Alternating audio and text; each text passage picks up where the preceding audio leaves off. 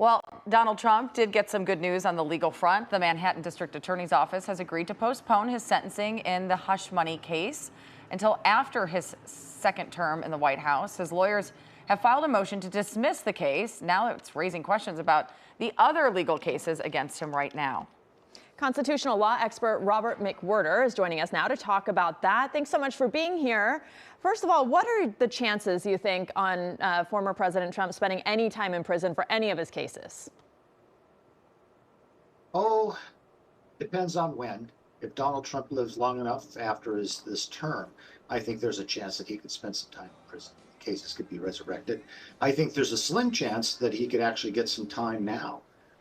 In the New York case, the judge actually, when you think about it, could give Donald Trump, let's say, a month or 6 months or 6 weeks in prison, and he would serve it before inauguration date. So that technically could happen.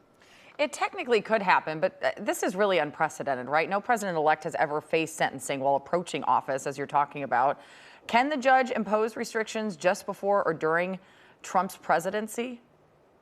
Well, he can if he imposes a sentence. Donald Trump is already on what are called pre-trial restrictions, which continue all the way through sentencing. If he does sentence him to probation, there can be restrictions. It would be kind of strange that Donald Trump would have to report to his probation officer every Friday or something by phone while the Secret Service is around. But those could be imposed.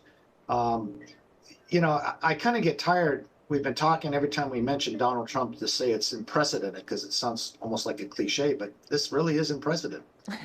Yes, it is. I feel the same way. And hence the need for so much explanation. Considering the Justice Department memo/policy about not prosecuting a sitting president, why weren't any of the cases, you think, brought against him sooner?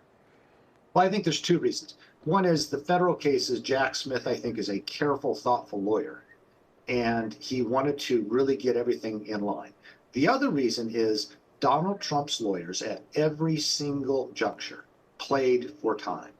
They delayed, and you know, there's an old saying, justice delayed is justice denied. So it was Donald Trump's lawyers that put this case in this timeline by their continual motions to continue and motions to suppress and whatever, everything they could do to delay the case. That was their purpose. But shouldn't that have been anticipated?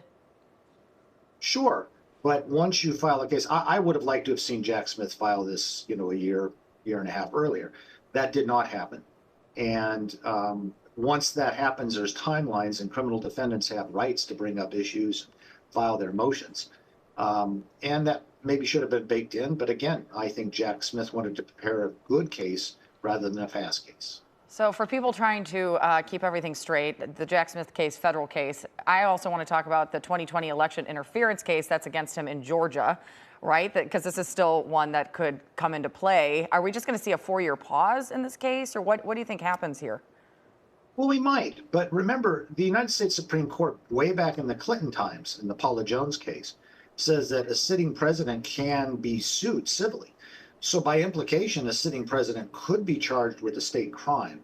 The trouble that you get is there's real logistical problems. I mean, what do you do? Have to coordinate everything with the Secret Service to get the defendant to sit down? And, you know, I mean, what does he go? He goes to court, listens to trial, and then goes to a summit.